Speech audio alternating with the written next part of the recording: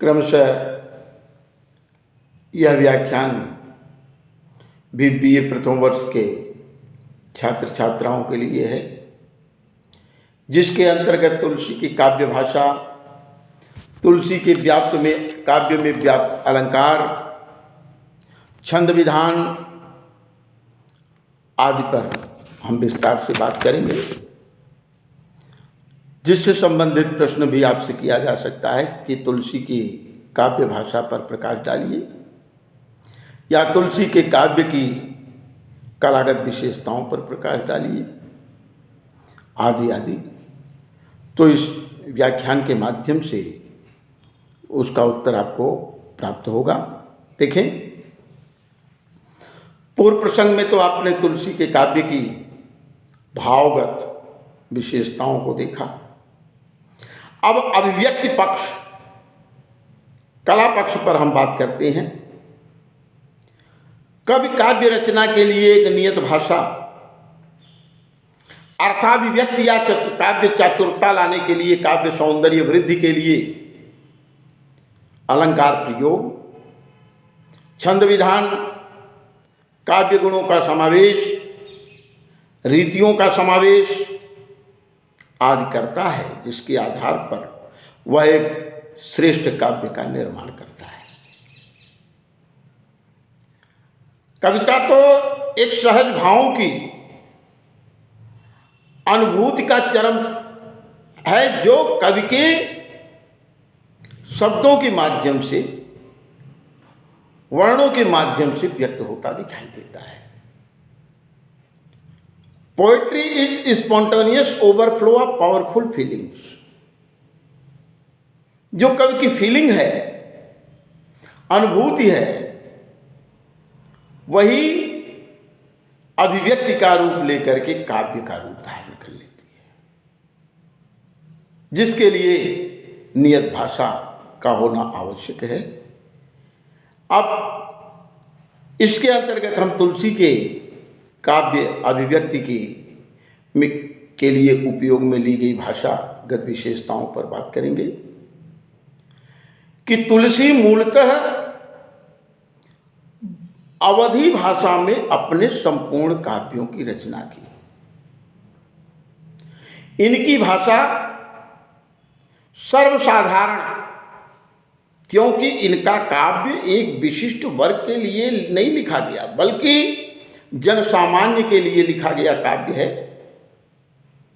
जिसमें इन्होंने भाषा को क्लिष्टता से एकदम दूर रखा।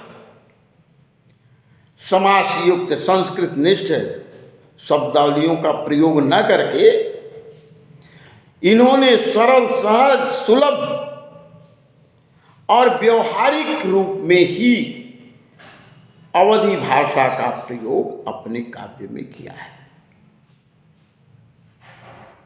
मुहावरे का भी प्रयोग इनकी भाषा के अंतर्गत दिखाई देता है। इनके संपूर्ण भावों की अभिव्यक्ति के लिए इनकी भाषा पूर्ण, सरल, सहज और पात्रानुकूल, पढ़ने वाले पाठक के लिए सरल, सहज और सुलभ है। यह कहा जाए कि इनकी भाषा में भावों के अनुरूप अर्थ प्रेषण की पूर्ण क्षमता है। साधारणतः इनकी भाषा सरल और सुबोध है, जो पाठक को अर्थ और रस दोनों दृष्टियों से पूर्णतः सहयोग प्रदान करने में सहायक है। आवश्यकता अनुसार इन्होंने देशज, ग्रामीण शब्दों का भी प्रयोग किया है। जैसा प्रसंग रहा है उस प्रसंगत इन्होंने अवधी भाषा के प्रायः सभी वर्ग के भाषाओं का उपयोग अपने काव्य में किया। चाहे साहित्यिक स्वरूप हो, चाहे देश स्वरूप हो, सभी रूप भाषा का स्वरूप इनके काव्य में दिखाई देता है। अलंकार निरूपण की दृष्टि से देखा जाए तो वैसे तुलसी ने अलंकार के लिए काव्य नहीं लिखा, न ही अलंकारों को ध्यान में रख करके इन्होंने काव्य लिखा, बल्कि प्रसंगत प्रायः सभी अलंकार इनके काव्य में प्रयुक्त होते चले गए। उपमा, रूपक, उत्प्रेक्षा, दृष्टांत, व्यतिरेक, अप्रस्तुत प्रशंसा, समासोक्ति, सभी अलंकारों का प्रसंगत इनके काव्य में विधिवत प्रयोग दिखाई देता है।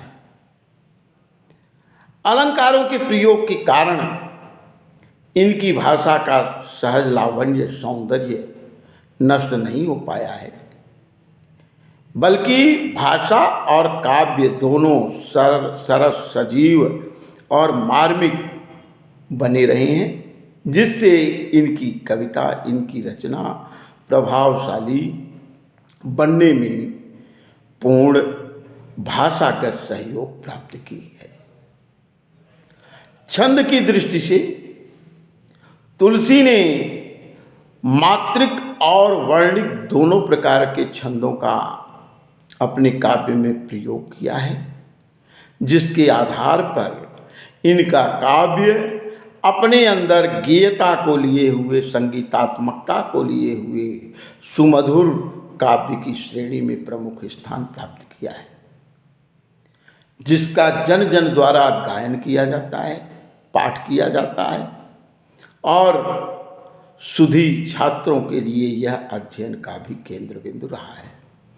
इस दृष्टि से देखा जाए तो तुलसी ने धर्म, समाज, राजनीति में छाए हुए वैमनस्य को समाप्त कर समन्वय की स्थापना की, शैव एवं वैष्णव में ज्ञान एवं भक्ति में तथा सगुण, निर्गुण आदि विविध क्षेत्रों में समन्वय का कार्य कर हिंदी जगत में अति लोकप्रियता को प्राप्त किए और इनका काव्य हिंदी जगत का सर्वश्रेष्ठ लोक हिताय काव्य माना जाता है, जिसके आधार पर तुलसी को लोक साहित्य का तुलसी और जनप्रतिनिधि तुलसी के रूप में स्थान दिलाता है, इंटरनेशनल तुलसी की ख्याति प्रदान करता है कि तुलसी केवल भारतीय साहित्य के लिए नहीं बल्कि संपूर्ण विश्व के लिए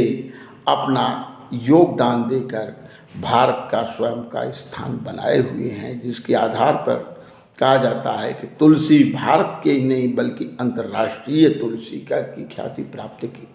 धन्यवाद। इन्हीं शब्दों के साथ हम अपनी वाणी को विराम देंगे। शेष प्रसंग पर हम अगले व्याख्यान में बात करेंगे, व्याख्या भाग पर प्रश्न करेंगे, जिससे संबंधित प्रश्न आदि का भी समाधान देंगे। धन्यवाद, बहुत बहुत धन्यवाद।